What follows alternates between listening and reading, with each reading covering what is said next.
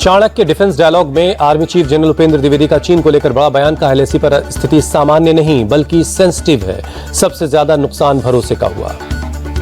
General Upendra Dwivedi बोले, हम चाहते हैं कि अप्रैल 2020 से पहले की स्थिति बहाल हो। दोनों देशों के डिप्लोमेटिक साइड से कुछ पॉजिटिव इंडिकेशन भी मिले हैं। जम्मू कश्मीर की स्थिति पर आर्मी चीफ का बड़ा बयान। कहा 370 के बाद हालात बदल गए हैं। इस साल अब तक आतंकी संगठनों में सिर्फ 2 लोग भर्ती हुए, जबकि पहले 200 से 300 हुआ करते थे। मणिपुर के हालात को लेकर army chief general Upendra Dwivedi ने स्टेबल बताया। कहा वहां हालात अभी पूरी तरह अभी भी तनावपूर्ण हैं और भरोसा फिर से कायम करने में वक्त लगेगा। मणिपुर में बॉम्ब ड्रोन के इस्तेमाल की बात गलत। वायुसेना प्रमुख का कार्यभार संभालने के बाद बोले air chief marshal AP Singh, आत्मनिर्भरता, परिचालन क्षमताओं और बेहतर प्रशिक्षण पर फोकस। परिस्थितियों के अनुसार हम खुद को ढालते रहेंगे। भारत के दौरे पर जमैका के पीएम एंड्रयू हॉलनेस पीएम मोदी से की मुलाकात। फिल्म एक्टर गोविंदा को लगी गोली, अपनी ही रिवॉल्वर से गोली लगने से हुए जख्मी। एक्टर गोविंदा के पैर में लगी है गोली, कपड़े पैक करते वक्त रिवॉल्वर गिरने से हुआ मिसफायर। गोविंदा ने अस्पताल से जारी किया ऑडियो मैसेज। कहा बाबा के आशीर्वाद से मैं बच गया, आप लोगों की दुआओं से ठीक हूं। गोली लगने के बाद गोविंदा ने कहा मैं अब खतरे से बाहर हूं, गलती से गोली चल गई।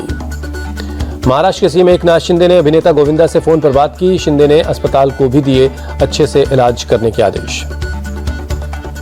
अस्पताल में अभिनेता गोविंदा से मुलाकात करने पहुंचे शिवसेना नेता दीपक सावंत। कहा अगले 48 घंटे में गोविंदा डिस्चार्ज हो जाएंगे, गोली थाई बोन में नहीं लगी। गोविंदा से मिलने पहुंचे उनके भांजे विनय आनंद, भाई यश से भी मुलाकात की बातचीत। कहा गोविंदा पूरी तरह स्वस्थ है, चिंता की कोई बात नहीं। गोविंदा के गोली लगने के मामले में जांच में जुटी क्राइम ब्रांच की टीम। CRITI अस्पताल पहुंची क्राइम ब्रांच की टीम।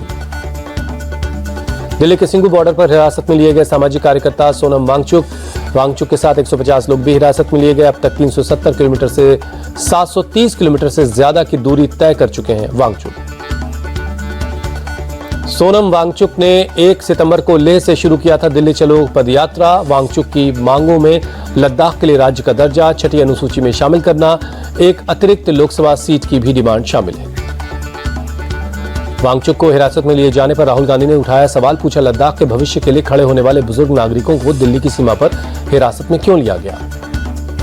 अखिलेश यादव ने एक्स पोस्ट पर सोनम वांगचुक को दिया समर्थन। लिखा सोनम वांगचुक जी की शांतिपूर्ण पदयात्रा को बाधित करके सरकार कुछ भी हासिल नहीं कर सकती। लद्दाख के सांसद हाजी हनीफा जान ने सोनम वांगचुक को हिरासत में लिए जाने को बताया दुर्भाग्यपूर्ण। कहा हमें एक ऐसी जगह मुहैया करवाई जाए जहां से हम पीएम को ज्ञापन सौंप सकें या धरना दे सकें। नेपाल में बारिश से बिहार में बाढ़ के हालात बिगड़े। गंडक और कोसी बैराज से छोड़ा गया 10 लाख क्यूसेक पानी। 13 जिलों में हाई अलर्ट। बिहार में नदियों का जलस्तर बढ़ने से अब तक 7 बांध टूटे। राज्य के 16 लाख से ज्यादा लोग बाढ़ से प्रभावित हैं। बिहार के सहरसा में बाढ़ से हालात गंभीर। महिषी ब्लॉक में स्कूल डूबे। बाढ़ में कई गांव की सड़कें पानी में डूब गई हैं। सहरसा का जलाई थाना भी बाढ़ के पानी में डूबा। थाने के सामने बांध की सड़क पर चल रहा है थाना। जब्त की गई गाड़ियां भी पानी में डूबी हैं। सड़क के किनारे खुद टेंट लगाकर सिर्फ एक चौकी पर गुजारा कर रहा है पूरा परिवार। पानी में घुसकर घर के अंदर से अनाज और जरूरी सामान निकालते दिखे लोग। बिहार के सीतामढ़ी में बागमती नदी हुई बेकाबू। तेज बहाव की वजह से नदी के किनारे हुआ कटाव। कई पेड़ पानी में समा गए। 48 रुपए 50 पैसे महंगा हुआ LPG commercial gas cylinder. 5 kilo वाले एलपीजी सिलेंडर की कीमत में 12 रुपए का इजाफा। दिल्ली में अब 19 kilogram LPG commercial gas cylinder की कीमत 1740 रुपए। बढ़ी हुई कीमतें आज से लागू। जम्मू कश्मीर में आज तीसरे और आखिरी चरण का चुनाव। 7 जिलों की 40 सीटों पर 415 उम्मीदवारों की किस्मत का हो रहा है फैसला। जम्मू कश्मीर में तीसरे और आखिरी चरण के मतदान को लेकर पीएम मोदी ने एक्स पर लिखा, मैं सभी मतदाताओं से अनुरोध करता हूं कि आगे आएं और लोकतंत्र के उत्सव को सफल बनाएं। तीसरे और आखिरी चरण के मतदान पर बोले प्रदेश बीजेपी अध्यक्ष रविंद्र रैना, काफी संख्या में लोग डाल रहे हैं वोट। जम्मू कश्मीर की जनता ने दिल खोलकर लोकतंत्र के इस पर्व में हिस्सा लिया। जम्मू कश्मीर के पूर्व डिप्टी सीएम कविंद्र गुप्ता ने कहा, 8 अक्टूबर को बीजेपी सबसे बड़ी पार्टी बनेगी।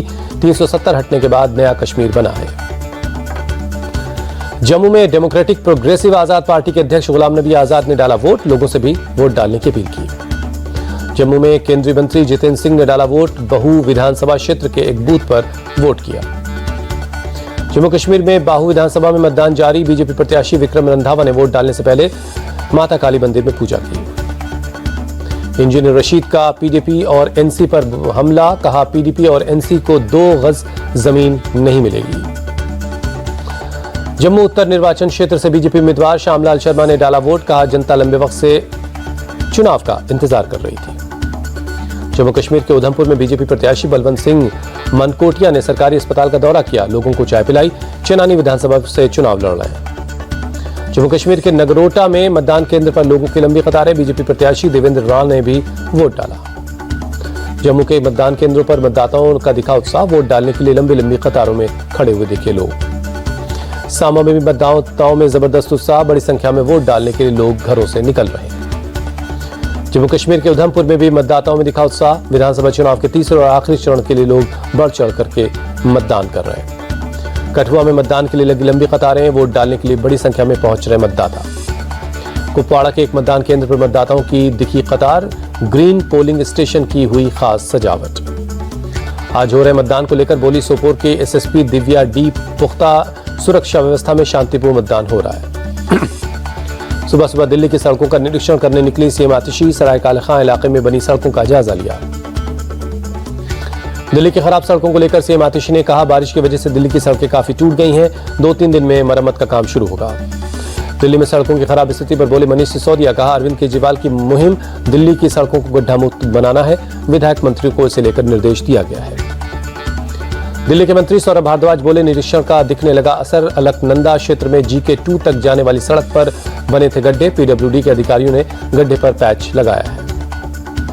दिल्ली के कैबिनेट मंत्री गोपाल राय ने गोकुलपुरी इलाके में सड़कों का निरीक्षण किया, कहा दिल्ली यूपी सीमा पर सड़क की हालत खराब है, पीडब्ल्यूडी अधिकारियों को इसकी मरम्मत के लिए कहा गया है। पीएम मोदी आज फरीदाबाद में भरेंगे चुनावी हुंकार, शाम 4 बजे पलवल के गतपुरी ग्राउंड में करेंगे रैली। हरियाणा के कैथल से बीजेपी उम्मीदवार लीलाराम के बिगड़े बोल, कहा औकात में रहकर चुनाव लड़ेगा तो हम प्यार से चुनाव लड़ेंगे, अगर कोई गुंडागर्दी दिखाना चाहेगा तो हमसे बड़ा गुंडा कोई नहीं।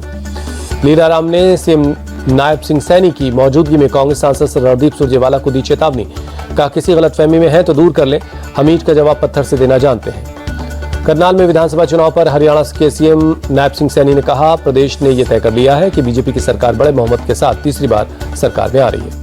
सीएम नायब सिंह सैनी ने कांग्रेस पर निशाना साधते हुए कहा, हरियाणा में कांग्रेस का वही हाल होगा जो मध्य प्रदेश और छत्तीसगढ़ में हुआ है। झज्जर पहुंची बीजेपी सांसद बांसुरी स्वराज ने कहा, बहुत जोश का माहौल है, हरियाणा ने ठाना है तीसरी बार कमल खिलाना है। बांसुरी स्वराज ने निशाना साधते हुए कहा, राहुल गांधी का भाषा पर कोई संयम नहीं, सत्ता की लालच में झूठ का सहारा लेना राहुल गांधी की पुरानी आदत है। दिल्ली में बीजेपी अध्यक्ष जेपी नड्डा के घर पर गोवा को लेकर देर रात तक बैठक चली, अमित शाह, सीएम प्रमोद सावंत और कैबिनेट मंत्री विश्वजीत राणे मौजूद रहे। कर्नाटक के सीएम सिद्धारमैया की पत्नी बीएम पार्वती ने मुडा के 14 आवंटित भूखंड को वापस करने की पेशकश की, मैसूरू शहरी विकास प्राधिकरण को भेजा पत्र। बीआरएस नेता की कविता अस्पताल में एडमिट हुई, मेडिकल चेकअप के लिए हैदराबाद के एक अस्पताल में भर्ती करवाई गई। तमिलनाडु के राज्यपाल RN रवि ने चेन्नई में गांधी मंडपम की सफाई की, गांधी प्रतिमा को भी साफ करते हुए नजर आए। यूपी के करहल सामुदायिक स्वास्थ्य केंद्र पर नर्स द्वारा नेग मामले का मामला, डिप्टी सीएम बृजेश पाठक ने नर्स को हटाने और मामले की जांच के आदेश दिए।